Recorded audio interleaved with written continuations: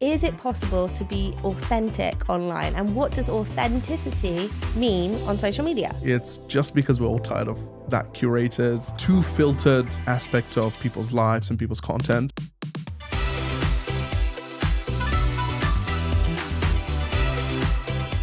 Welcome to the Social Edge podcast. I'm Georgia. And I'm Ishu. And we're E Studios. We're a video and social media marketing agency. And we've started this podcast to talk about the unspoken truths behind social media. Yes. So we're going to be covering a whole load of topics. This is our first episode. How exciting. It's very exciting. We've wanted to launch this for a long time. Yeah. But we're going to cover some really cool topics. Everything from imposter syndrome to who's actually winning on social media. But today we're kicking it off with a really cool topic and something that everyone is really talking about, which is it possible to be authentic online? And what does authenticity mean on social media? Absolutely. What a great topic to kick off. I'm so excited about this podcast. We've been excited. Dreaming about it for a long time and we're Yeah. putting it together. So if you're just joining, we hope that this inspires you, encourages you, and really helps you take the right steps in the direction that benefits your content creation.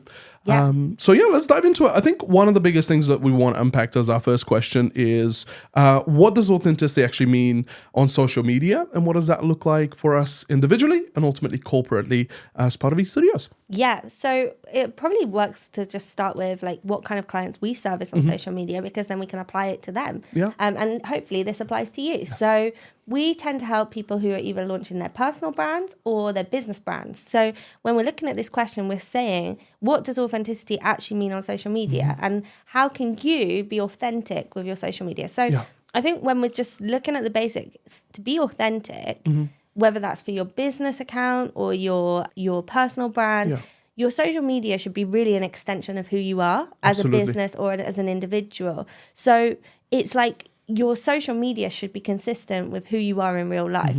You shouldn't be portraying one image on social media and then another image in real life. That's it. And the reason is, obviously, otherwise it might catch up with you. Yeah. And the thing is, people are going to commit to either like buy your services or follow you. Yeah.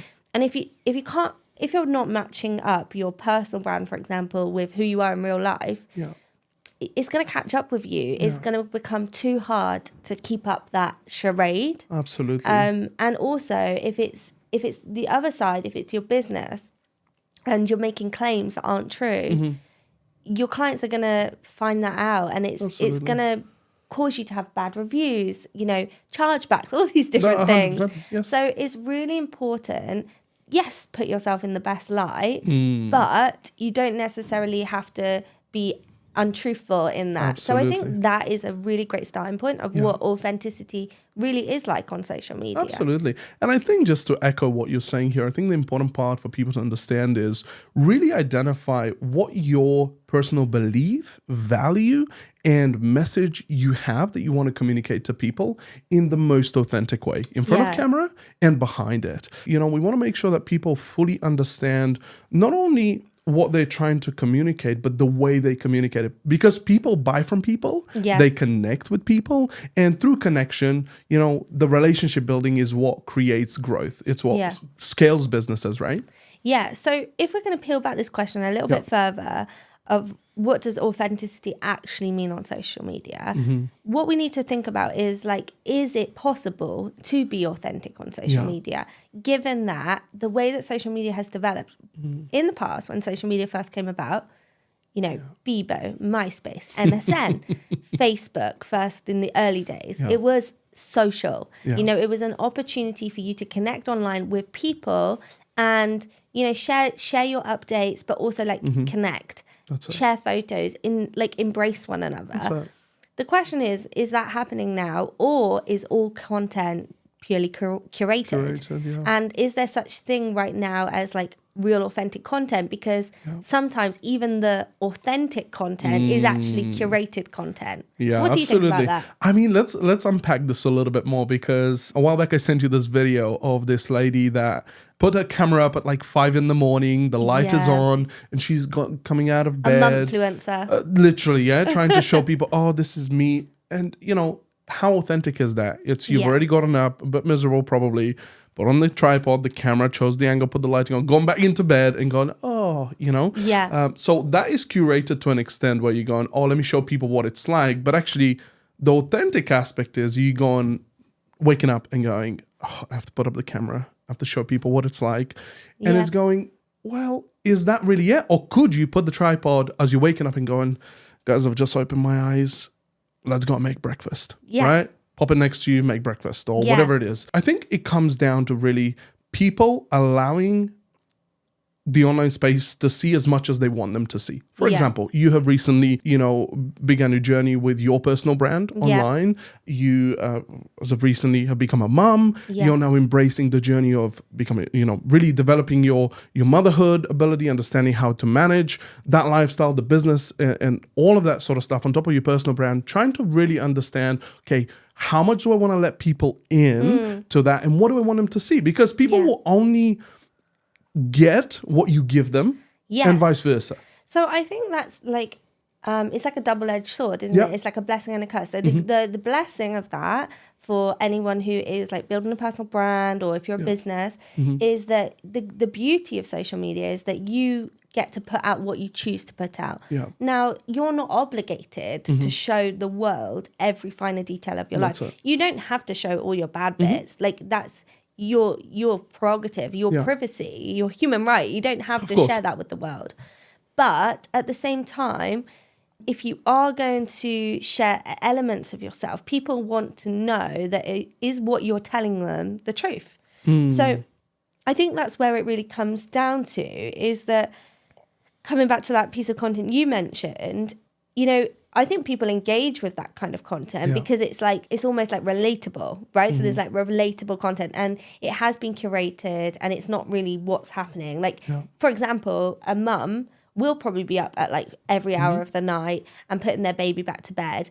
But for a mum to like record that, sometimes for me it's like, well, gosh, how long did that take you? And why are you not looking after your baby? But the thing is, I'm not judging. I'm just saying, like, that's the truth behind some of this content. It's like, yes, it's authentic, but at the same time, is it like curated? Then I have seen other people do similar things where they just always have their cameras on, and then they just share clips of that real moment.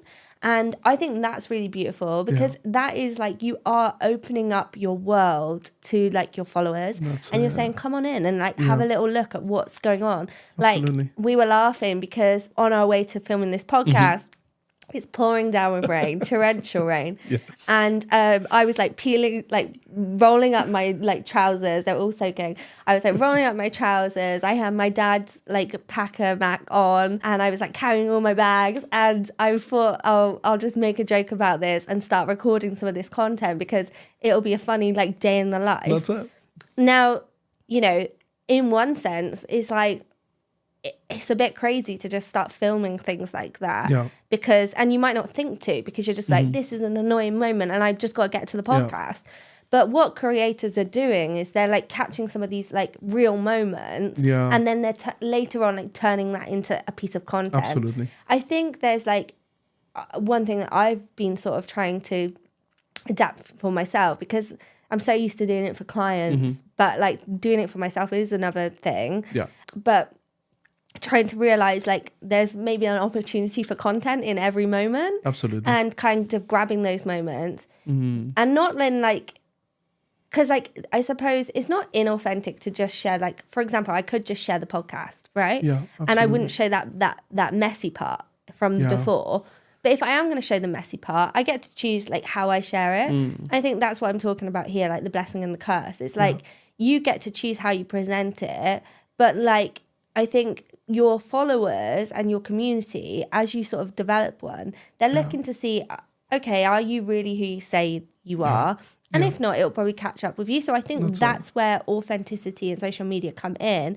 And it is now sort of like, because people like this sort of relatable content, the stuff we're talking about, it has become sort of like a branding tool to share like the behind the scenes, the real moments, these moments where it's like unpolished, uncurated.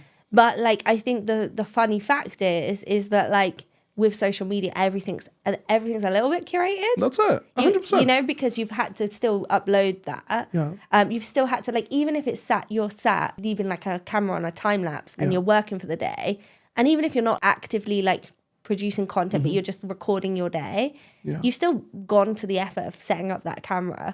So there's an element of where it all is curated. But I guess for you, if you're a creator or if you're a business, like portraying your business, what you want to do is you want to just bear in mind that to just present yourself as your true self, like as in like the true business that you are, the true person that you are, you know, and what you're trying to put out in the world, and not kind of try to be everything, and don't, you know, this sort of like idea of perfection, like try and get rid of the idea of perfection. You don't have, like, some people are just perfect in some ways, right? I have a friend, she always blew me away.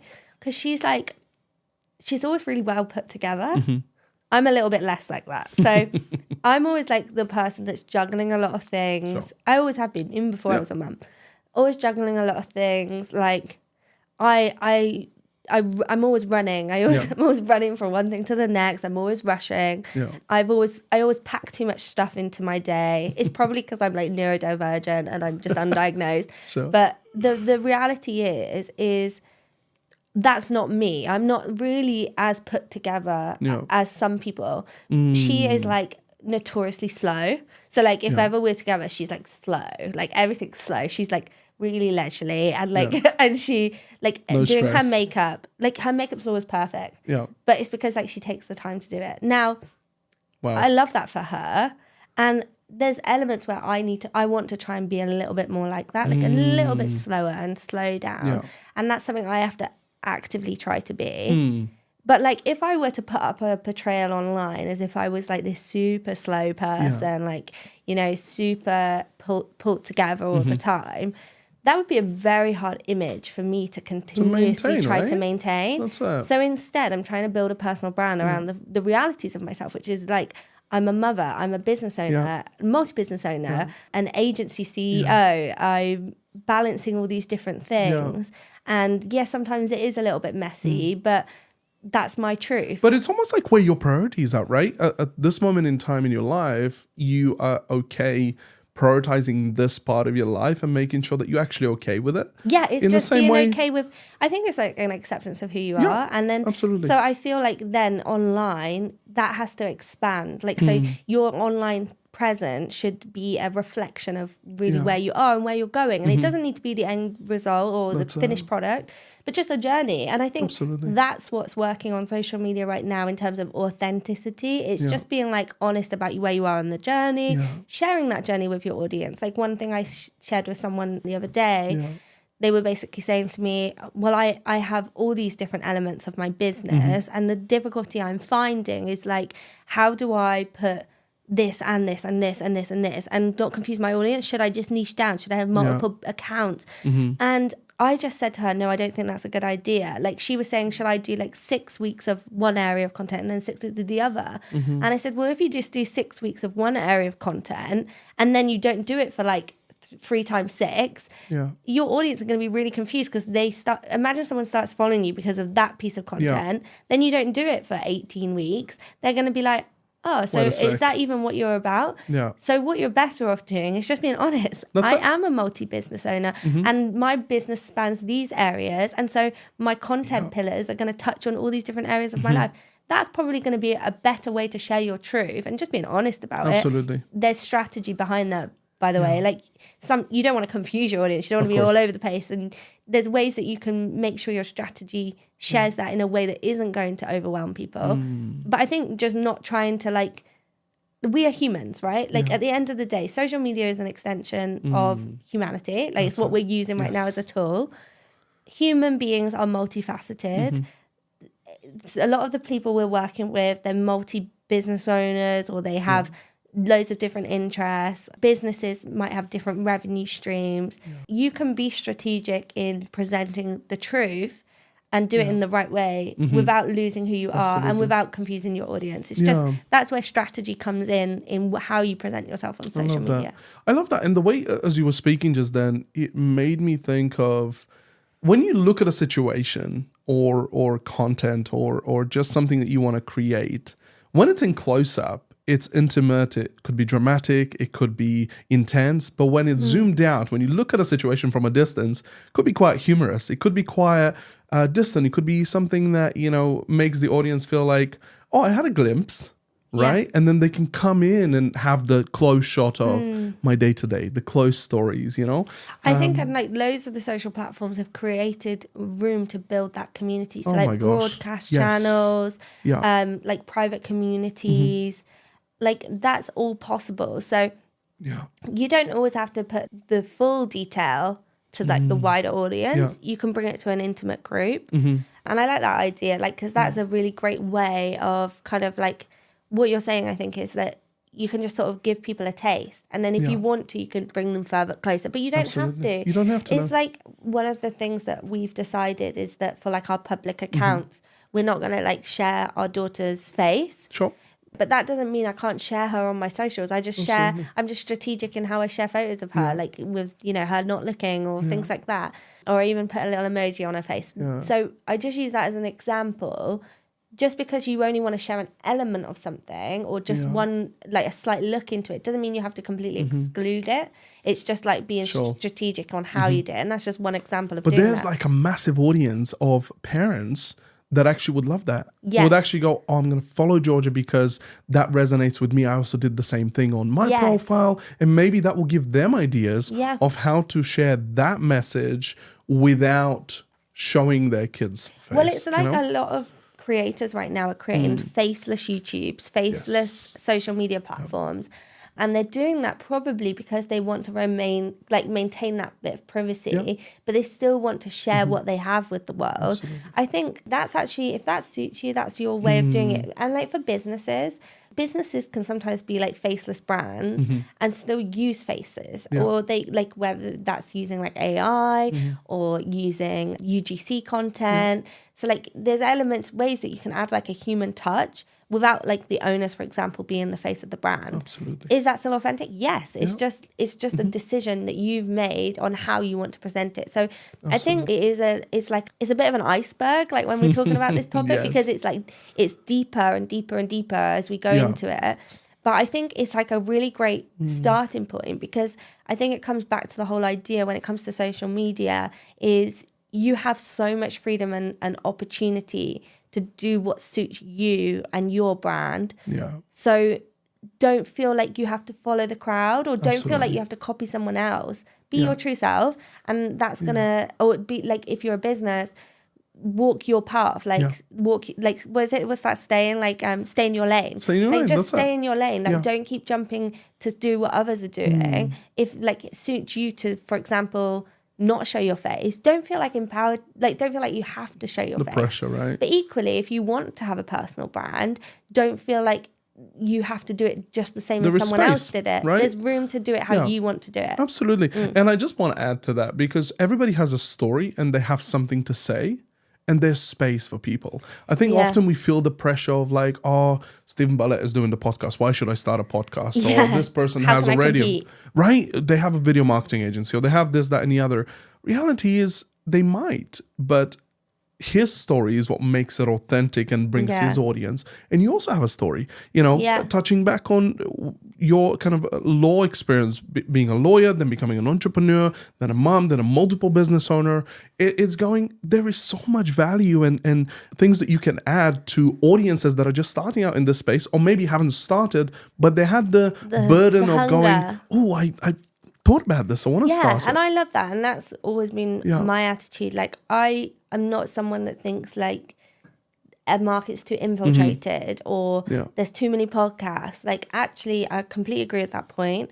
We've all got a message. We've all got something we want to give to the world.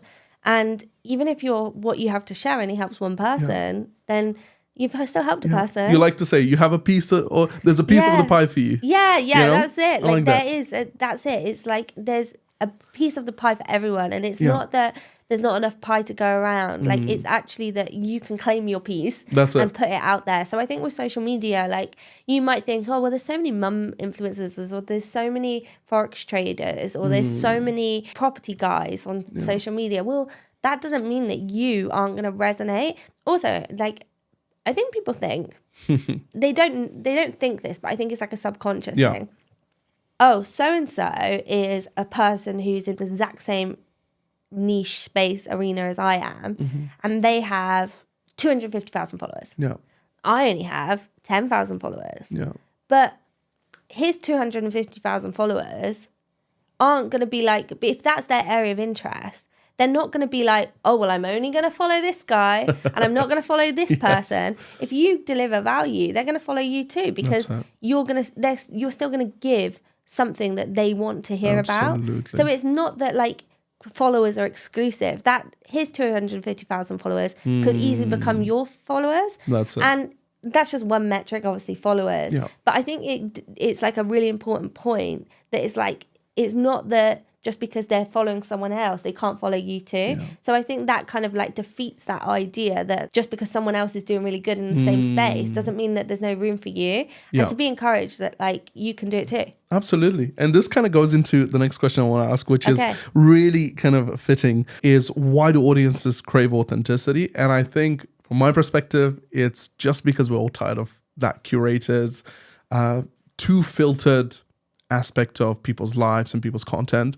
I'm exhausted of seeing people just trying to make life this perfect thing, the holidays, the boats, the cars. There was back in the day the trend of everybody going to Dubai, hiring a McLaren and taking pictures in the desert, right? Yeah. Now it's all about just bringing people into the journey of, for example, yesterday, right? Shout out to Stephen Bartlett. He, for the first time ever, showed his girlfriend on camera. Yeah. Right? He decided to make a step in a direction of where, hey, you've followed me for so long and you've heard me reference my girlfriend for so long.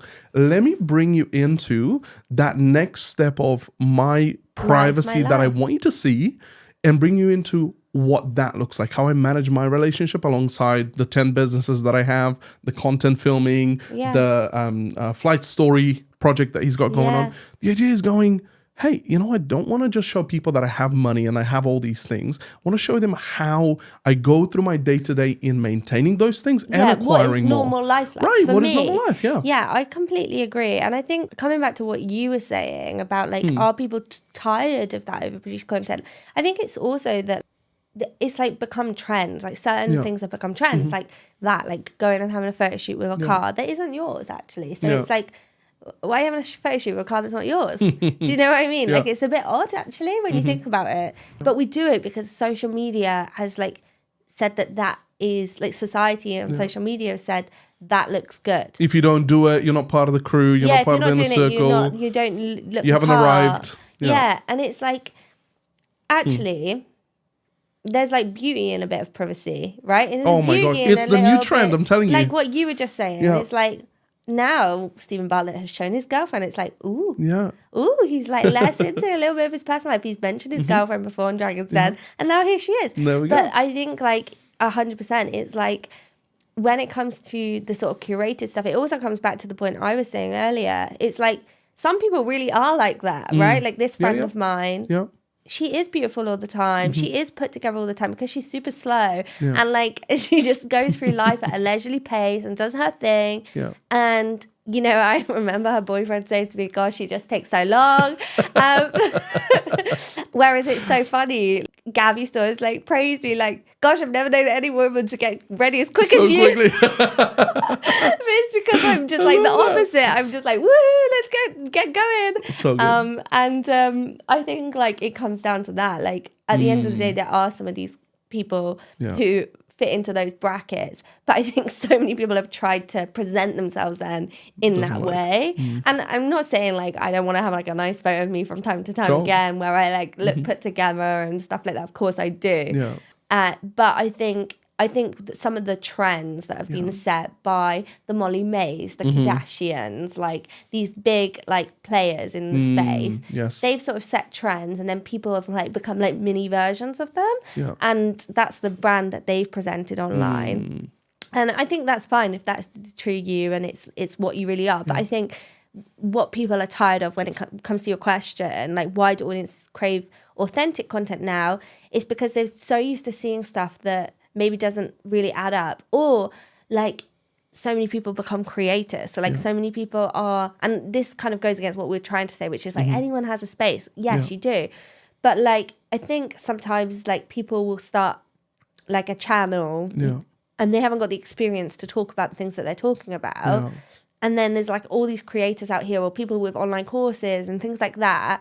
And it's like, actually, do you have the experience or do you have the ability to talk about what you're doing? Yeah. And I think that has created a bit of a lack of trust or distrust in people online, that like when you see something, you don't necessarily believe, well, it's like not everything you read is true. Not everything you see is true. Yeah. And I think that has caused a bit of skepticism. Sure. But I think the way that we sort of like overcome that is like, if you're a creator, figure out ways within your strategy in terms of like how you want to, whether it's for your business accounts or your personal accounts, to kind of let people in to like who you really are or what it is you're trying to do. And you might find that that will actually really resonate with people. So you might find that if you sort of start to share some of that behind the scenes content, like we've had clients who've got very like, and this works for some people, so they've got very professional corporate sort of style accounts. So they're just focusing on like the business, right? And then occasionally they'll share something like a moment with their family or like a special moment in their life. And then that post really does well. And it's because people are really like, wow, they've been let into that bit of their story and they're excited for them. They feel like they're on the journey. It's the sort of social element of social media where people like to celebrate one another. And it can be on the negative side as well, like sharing a hard truth of a reality moment. But all of this is kind of, it all plays into just being your true self. And then for businesses, I think it's about sharing the behind the scenes stuff, can be like sharing your testimonials, because then it's real reflections of what people actually think. And that's why video testimonials are so good, because there's real truth in like, oh, that's someone actually talking about your product or service, versus like, and UGC content. That's why UGC content is so on the rise, because it's someone saying a real honest reflection about your product or service. And I think that can be really, really powerful for a business brand, because it's actually giving you the credibility of the claims you're making in words by having that sort of supporting content. I love that. And also I think if people are finding it challenging to know how to communicate the thing that they have value to share about, and ask them, hey, what else do you want to hear? What do you want to know about? Then one of the engage with them. Yeah, exactly, and just ask them questions. But also, as recently I've seen a lot of people do a get ready with me live streams on Instagram in the morning. Yeah. We have somebody that we follow together. She will do an Instagram live in the morning when she gets ready, gets her makeup done. Literally, you can see her bedroom, her makeup set. And all she does is, hey, while I'm getting ready, how can I be helpful to you? Here's a little peek of what my morning is like. And in the meantime, you can come and ask me all the questions that you want in 15, 20 minutes. And I can do it in such an authentic way that doesn't show me fully glammed up, dressed up, ready. But it's actually bringing you into kind of my world of, this is what my morning looks like. You're in a circle. Yeah. And I think, basically that kind of started on TikTok. Basically, TikTokers doing like the whole like talking about something whilst getting ready. But it's actually a really useful way to film content, because it kind of takes the pressure away from filming the content, because you're getting ready at the same time. And like you said, it's that sort of like raw content. It's like unpolished, unedited, behind the scenes. Or like if you're doing it as a live, even better. But I think it's coming back to like, why do people crave it? They just want to have a taste. They want that social element of social media again, even though the introduction of like ads and like marketing within social media may have taken that away. And we're not saying that's a bad thing. It's just learning how to balance. How do you leverage social media advertising? Like Facebook ads, Meta ads, Instagram ads. Like, how do you leverage all of that, and like the call to actions and the pulling people into like your business, like using your social media as a shop window, but at the same time being authentic and real and not too salesy. And that's really what we help people do, isn't it? Because that's what with all that we do, and the reason we kind of support people through our like signature package. We try to help businesses, brands, and personal brands use social media as like the front end of their sales machine. Absolutely. But we want to help them do it in a way that resonates, is reflective of their brand, reflective of who they are. So we don't want them to post content for content's sake. That's it. We're less bothered about likes and stuff, but we're more concerned with, are they getting an ROI? Are they getting clicks? Are they getting sales? But the way to do that, there's like a way that you can do it in a way that sort of holds those two things in your hand and doesn't make it too salesy. And you still can have an authentic presence and still push people to your business or your brand or wherever they need to go. Absolutely. And also, people don't want to be sold all the time, right? Yeah. We often talk about when people create content, they also want to see an ROI on the time they've given you. If they give you 5 minutes watching a live or watching a YouTube video or a reel, the question is, what do they take away by the time they finish? Because if they take away nothing, the chance of them coming back is probably pretty low. Well, it's like comes down to the thing of like what's more precious to some people, not all people, but some people, what's more precious, money or time? And for some people, time is more precious than money, because maybe money is a resource that they can leverage. So maybe they're your ideal client. So if your ideal client is someone who's time poor but money has got money to spend, then like you said, that 5 minutes for them is really important. So if they've used time consuming your content, giving you their attention, you want them to receive something from that and then want to go on the journey, or they want to follow you or engage with you or look deeper. I think that's so important, and I think that sort of pans into like everything that we're going to be kind of going into in this podcast. But it also kind of links back to this sort of topic. So moving the question on a little bit, just to go deeper, can brands, like business brands, be authentic, or is authenticity only for personal brands?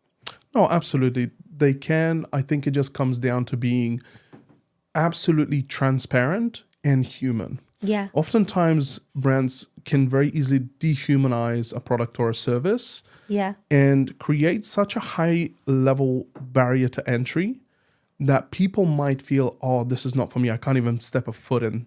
You know, in this area or in this niche or this brand, or, you know, I have been thinking about hiring or working with a video marketing agency, but, maybe I don't know if my brand is ready for them to manage. You know, the question actually is, there's never a better time to start than now.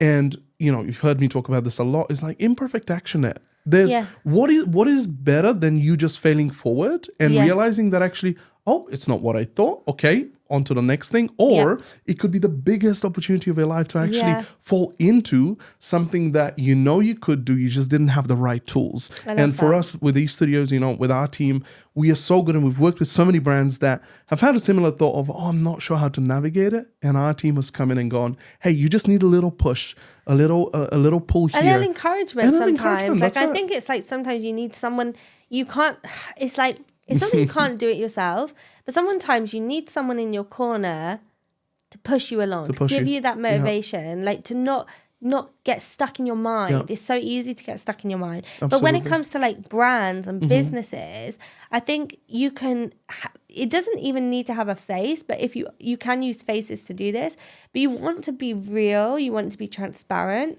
you can make your content conversational, storytell, and you can do that without having to show the faces of the owners. You can use user-generated content. You can use your team, employee-generated content. You can use stock footage. There's so many things you can do. You can use AI these days. The possibilities are endless. And we can talk about some brands that are doing this really well, like Red Bull. Like they show an experience through all of their content, which makes it enjoyable. You want to listen to it. Not listen to it, you want to watch it. The thing is, Red Bull's just an energy drink, right? But their whole brand is like Red Bull gives you wings. So it's like all their content's about like action-packed adventure and all of that. But I think what's interesting is maybe not everyone who follows Red Bull because they like the content actually probably drinks Red Bull. Because if you're health conscious, you might not drink Red Bull. Absolutely. Right?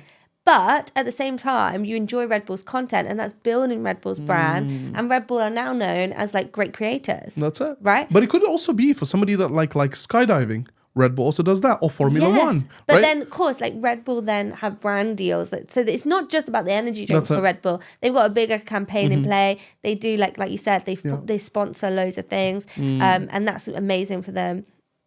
So I think what we're trying to say is, however your strategy works, it's going to be different for every business or every brand, but you can still curate authentic content that's relatable, even if you're a business. It's not just for personal brands. And I guess what we want to add here, and this is probably one of the most important pieces, is when you start, be consistent. Yes. Such a massive keyword. Don't give up. Often people, when they start creating content or they start telling their story, because of maybe not getting enough views or likes or engagement, that might think, oh, this doesn't resonate. Give it time. Keep going. Keep learning. Keep falling forward. The biggest thing you can do for yourself is create feedback loop and every single day learn what is one thing I can do better. Yeah. Am I communicating my message clearly? Is it visually appealing? Is it sharing everything I want to say? And the internet never forgets in one sense. And yet, at the same time, social media is like a feed. Yeah. A constant feed. So it's not valuable. Like sometimes I think people think, oh, I'll work really, really hard on this one piece of content, this one video. I'll put all this time and energy into this one content piece. I'll pop that content piece out and then I won't post for 2 weeks. And then I'll post another content piece. Now, I'm not saying for some strategies, less frequent posting is okay. Yeah. But if you want to stay in the mind of your target audience, you're going to want to post regularly. Absolutely. And it's not that, like, we help clients create content that every piece of content is great, impactful, does something. And yet there's this sort of like balance of perfection and understanding that you don't need to overthink and you don't need to like painfully not move forward. Like you don't want to not move the ball forward. It's better to post more frequently and keep the content going and keeping up with that strategy and being consistent and it being in your mind a little bit less than perfect and still good enough than trying to create a perfect piece of content every time and then only posting once a week. Because if you do that, you're going to end up just basically not progressing. You're not going to have the traction. You're not going to move forward. There's no speed, There's no speed in what you're doing. And we're talking to people and businesses and brands that are trying to grow. So we're not talking to people who right now who are, you know, if you've already got a really strong platform, there's a bit more grace for you in all of that, in the sense that like there's some like celebrities, for example, they could post once a fortnight and they're still going to get the traction because people care about them. Justin Bieber, like, they've for built example. that authority, but right? They have that luxury because they've built their brand off the back of success elsewhere. So that's different to someone who's coming up and building something. So don't compare yourself to them. Like compare yourself to yourself. That's it. And based on your truth, your reality, what do you need to do? And that's what we help people do. We'll help you build a strategy around where you are in your personal journey. And it will be different based on where you are on that journey. I love that. That's such a good thought. Don't compare your day 1 to someone day 20. Yeah, right? that's it. Such a good thought. And I think the point also there is that in the part of creating the content, people, your audience will almost create that expectation for themselves to go, oh, they post every Thursday or they go live every Monday. They kind of are almost like eager and waiting to see what you're going to say and how that's going to influence them. So, you know, just be cautious that actually once you start, there are people that will expect for you to come up with another thing or hear more about. They're expecting you to follow through. That's it. Yeah. I wrote down this and I think it kind of ties it all up, is there's a difference between authenticity and calculated relatability. So